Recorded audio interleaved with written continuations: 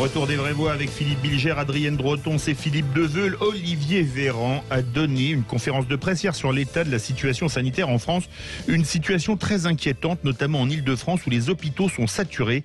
Les contaminations s'envolent et pourtant l'Ile-de-France ne sera pas confinée a priori. Une décision qui inquiète certains médecins. De plus, après des troubles de coagulation, c'est compliqué, observés chez des patients dans certains pays d'Europe suite à des injections de vaccins AstraZeneca, Olivier Véran a confirmé hier que ce vaccin ne serait pas suspendu en France. D'où notre grand débat des vraies voix, maintien du vaccin AstraZeneca, pas de confinement. Le gouvernement prend-il les bonnes décisions? Pour le moment, c'est 81. Vous êtes 81% à dire non. Avec nous, Frédéric Lapostole, professeur de médecine d'urgence à l'hôpital Avicenne de Bobigny. Frédéric Lapostole, bonsoir. Bonsoir. Dans le même temps, le vaccin Janssen de Johnson & Johnson vient d'être validé. Votre première réaction à cette validation ? Notre seule issue, ce sera la vaccination large. Donc c'est plutôt une bonne nouvelle que de savoir qu'il y a un nouveau vaccin, en espérant qu'il sera rapidement disponible pour continuer à vacciner plus et plus vite. Alors justement, le principe de précaution, je reviens sur AstraZeneca, est inscrit dans la Constitution. Pourquoi n'est-il pas appliqué, sachant que Danemark, Norvège, Islande et cet après-midi la Bulgarie ont suspendu l'utilisation du vaccin d'AstraZeneca ?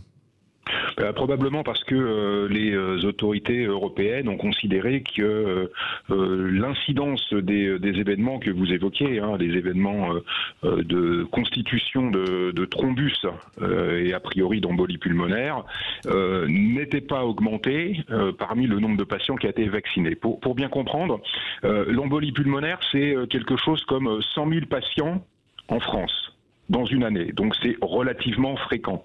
Et plus on va vacciner, plus on va trouver des gens qui vont, par hasard, faire une embolie pulmonaire juste après le vaccin. Donc, le moyen de savoir s'il y a ou pas une relation entre les deux, le premier, et c'est a priori ce qu'a fait l'Agence européenne du médicament, c'est de regarder si, sur le nombre de personnes qui ont reçu le vaccin, on a une différence par rapport à la population générale et par rapport à ce qu'on voit d'habitude. Évidemment, ces informations, pour l'instant, il n'y a que l'agence européenne qui en dispose au cas par cas, et eux ont conclu qu'il n'y avait pas raison actuellement de suspendre l'utilisation de ce vaccin. Philippe Bilger. Est-ce que vous ne craignez pas, Frédéric Lapostole, que, alors qu'on avait l'impression que la philosophie, si j'ose le terme, anti-vaccin avait singulièrement diminué, est-ce que vous ne craignez pas que ces polémiques, même si vous avez parfaitement expliqué de quoi elles relèvent, aggravent encore ce sentiment anti-vaccin ? Écoutez, oui, mais on peut pas avoir le beurre et l'argent du beurre. On a demandé aux autorités de santé d'être transparentes, déclarer qu'il y a eu des incidents et qu'il y a des enquêtes en cours, fait partie de cette transparence. Donc il faut savoir ce qu'on veut.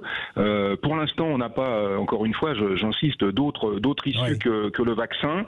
On peut utiliser le principe de précaution, mais c'est évident que plus on va augmenter le nombre de personnes qui vont être vaccinés, plus on va avoir par hasard des incidents et derrière l'imputer au vaccin. Donc je vous l'ai dit, la première façon de faire, c'est de regarder s'il y a une différence dans l'incidence par rapport à la population générale. Et puis il y a une autre façon de faire, mais elle est beaucoup plus complexe au cas par cas. C'est patient par patient, de regarder. Il y a des critères très précis, ça relève de la pharmacovigilance, on appelle ça l'imputabilité. Est-ce qu'on va pouvoir ou pas imputer l'événement au médicament? On aura la réponse, mais là on aura la réponse de façon un peu plus tardive. Donc moi je crois qu'on est dans une situation telle aujourd'hui, avec des résultats qui sont suffisamment rassurants pour qu'on privilégie de très très loin la campagne de vaccination, parce qu'il faut en sortir. Philippe Deveul. Enfin, je crois que la vérité, elle surgira avec le temps, parce que ma crainte sur les vaccins, c'est les effets secondaires, et les effets secondaires peuvent être quasi immédiat, comme on le voit dans certains cas pour des thromboses qui seraient supposées dues à l'AstraZeneca. Et paradoxalement, l'AstraZeneca, c'est celui qui a le vacciné le plus de gens en Angleterre, et il n'y a pas eu franchement de cas présentant des thromboses ou des embolies pulmonaires avec ce vaccin. Alors en revanche, ce que je trouve, ce que je salue, c'est que ces pays qui suspendent ce traitement respectent le principe de précaution. Et c'est ce que je reproche un peu au gouvernement, c'est-à-dire qu'on y va, on fonce, le bénéfice est plus important que le risque. J'ai l'impression que quand même, il faudrait avoir de la prudence, parce que qui peut nous dire les effets que procureront ces vaccins d'ici 1 an, 2 ans ou 3 ans? Il n'y a que le temps. Donc, moi, je suis mitigé sur la question. Je pense qu'on aurait pu suspendre momentanément pour faire des études et dire oui, en effet, ce sont que des coïncidences, on continue, que de dire non, on y va, on fonce. Voilà, c'est mon point de vue. Professeur Lapostole. Il semble que, encore une fois, avec des informations dont pour l'instant seule l'agence européenne dispose, elle ait fait cette enquête et elle est considérée qu'il n'y avait pas de sur-risque. Et vous l'avez dit, les Anglais qui ont largement utilisé ce vaccin ne l'ont pas relevé. Ils nous ont montré par le suivi de leurs patients que ce vaccin protégeait avec un niveau qui était très comparable à celui des virus, des vaccins ARN sur l'émergence des formes graves et les décès. Et moi, je crois, à l'inverse, qu'on est dans une situation aujourd'hui tellement critique sur le plan sanitaire, mais tellement critique sur tous les autres plans que... il faut continuer la campagne de vaccination. Effectivement, on pourrait appliquer tout le temps le principe de précaution, mais là, en l'occurrence, on est plus au-delà du principe de précaution. L'agence européenne a regardé, elle considère que le sur-risque n'est pas avéré. Moi, je pense que la précaution, c'est d'être vacciné et de sortir de cette crise pour des raisons sanitaires, mais évidemment pas uniquement sanitaires. Adrienne Breton. Oui, moi, j'ai 2 questions pour le professeur. La première, sur l'agence européenne du médicament, donc ne suspend pas la vaccination avec AstraZeneca, mais on a quand même 4 agences de santé dans 4 pays européens qui suspendent la campagne de vaccination. Donc comment est-ce qu'on explique cela? Comment est-ce qu'on explique que 4 pays européens ne suivent pas finalement l'avis de l'agence européenne du médicament? Première question. Et deuxième question sur le vaccin Johnson & Johnson, qui semble être un peu la solution miracle, parce que c'est un vaccin classique, mais qui a une efficacité apparemment assez élevée, de 85%, une seule injection. Est-ce qu'on sait quand on aura des doses de ce vaccin, et est-ce qu'on sait si la France aura une quantité importante de doses de ce vaccin Johnson & Johnson? Alors, pour répondre à la première question, la réponse est pour l'essentiel dans les discussions qui ont précédé. Certains d'entre vous disent on aurait souhaité que l'agence française du médicament en dise qu'on arrête. Les agences de certains pays ont pris cette décision, donc c'est simplement comme ça que ça s'explique. Dans certains pays, ils ont peut-être poussé plus loin que la France l'application du principe de précaution, et ça, chacun des gouvernements en est responsable. Pour ce qui est de la disponibilité du vaccin de Johnson & Johnson, écoutez, je pense que les ministres et Olivier Véran sont mieux placés que moi pour nous dire quand et dans quelle quantité. A priori, pas immédiatement en tout cas. Direction le 0826 300 300. Bonsoir Thomas. Bonsoir. Alors vous, quelle est votre position? Est-ce que le gouvernement fait ce qu'il faut, notamment sur les vaccins, avec AstraZeneca?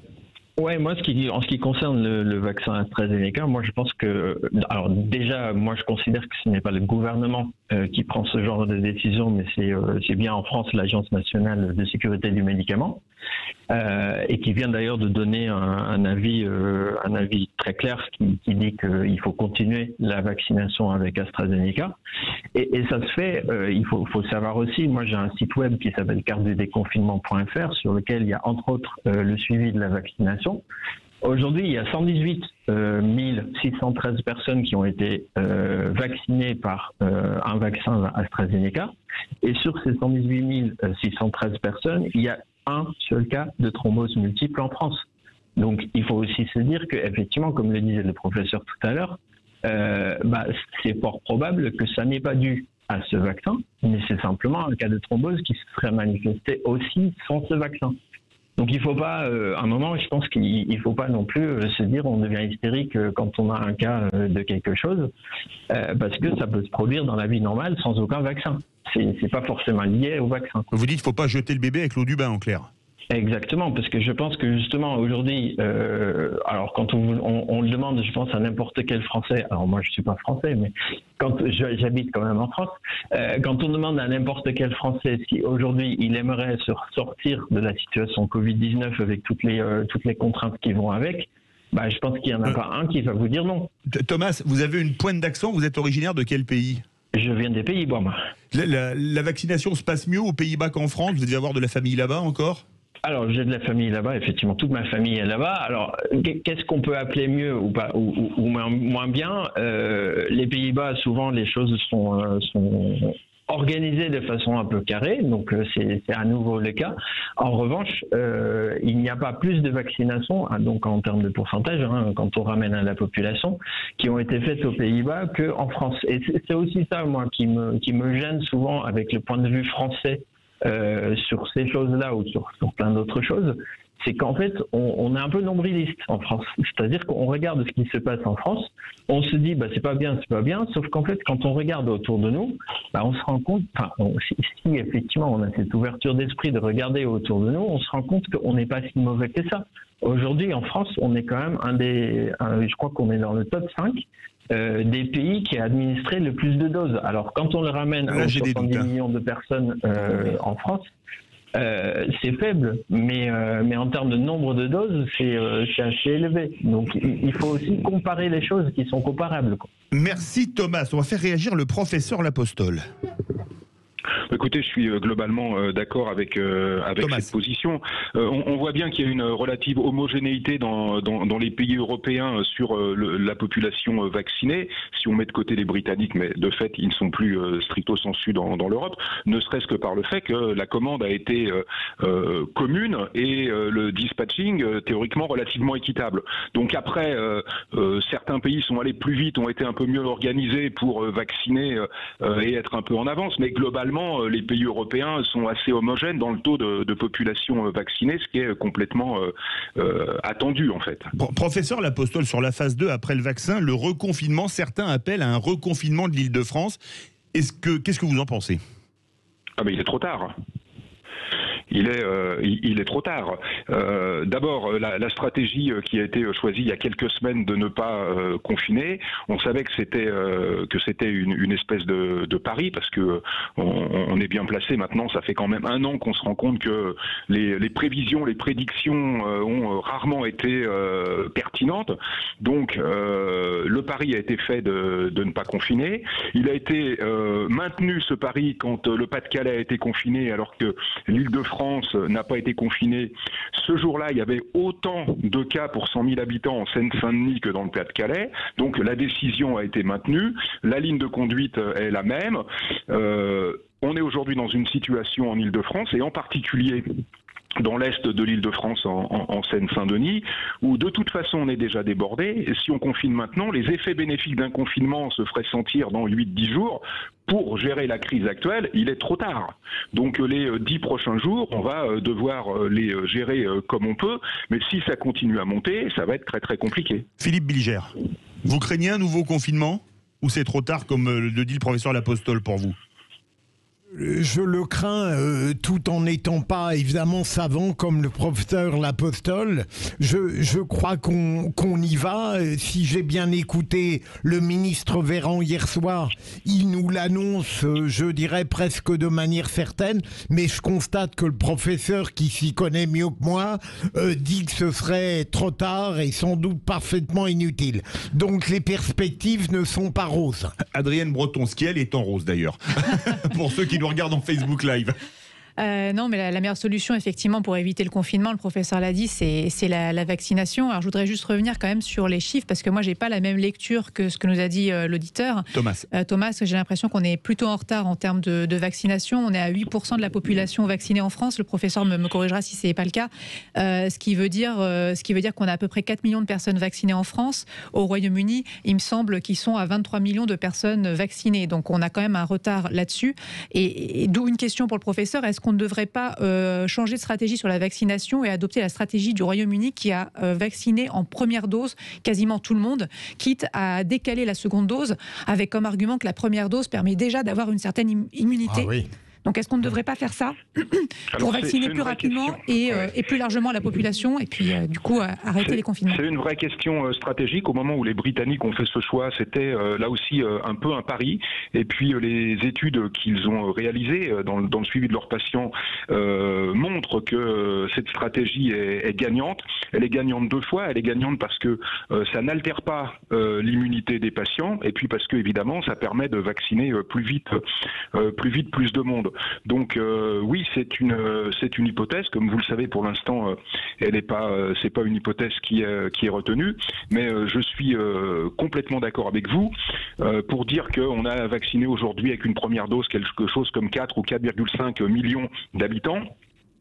L'objectif affiché de 40 millions ou 30 ou 40 millions de personnes vaccinées à l'été, on voit bien que ça va être très compliqué si on ne va pas très rapidement, beaucoup plus vite, parce que ça fait quand même 2 mois qu'on accélère, il serait peut-être temps qu'on soit à fond. Or, on n'est encore pas à fond et on nous annonce l'arrivée de plus de vaccins dans 1 mois et demi. Donc l'objectif va être très compliqué à atteindre et le problème c'est que l'immunité collective qui va nous permettre de sortir de ce tunnel, elle est dépendante du fait qu'on aura atteint cet objectif et qu'on aura atteint ces, on va dire 40 millions de Français vaccinés. Donc il y a un vrai challenge et une des pistes effectivement c'est celle de l'allongement du délai entre les 2 injections. Dernière question pour une réponse en 30 secondes, professeur Lapostole. Comment expliquer ce fiasco logistique en France ? Il est d'autant plus regrettable que ça fait si on a une première vision, ça fait 1 an qu'on sait qu'on va vacciner. Faut pas oublier que le vaccin de Pfizer a été injecté au premier patient pour le tester en phase 3 il y a 1 an maintenant. Mais surtout, ça fait 20 ans qu'on sait qu'un jour on aura une campagne de vaccination nationale à entreprendre. Je n'ai pas d'explication. Je suis comme vous dépité qu'il en soit ainsi. Merci beaucoup, professeur Lapostole, professeur de médecine d'urgence à l'hôpital Avicenne de Bobigny. Verdict sur Twitter, le grand débat des vraies voix. AstraZeneca, pas de confinement, le gouvernement prend-il les bonnes décisions ? Eh bien, vous êtes 81% à dire non. Dans quelques